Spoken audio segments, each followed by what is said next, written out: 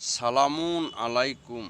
আল্লাহ রাসূল সাল্লাল্লাহু আলাইহি ওয়াসাল্লাম তার ওফাতের আগে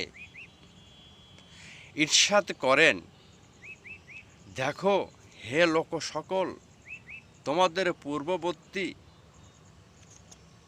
জাতিগুলো তাদের পয়গম্বরের কবরকে ইবাদতের গৃহে পরিণত করেছিল। সাবধান, আমি নিষেধ করে যাচ্ছি, তোমরা এইরূপ করিও না।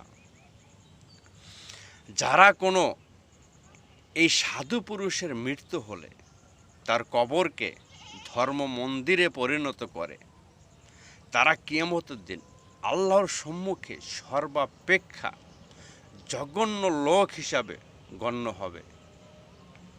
তোমরা আমার কবরকে পূজা করিও না। বহু জাতি এই পাপের ফলে ধ্বংস হয়েছে।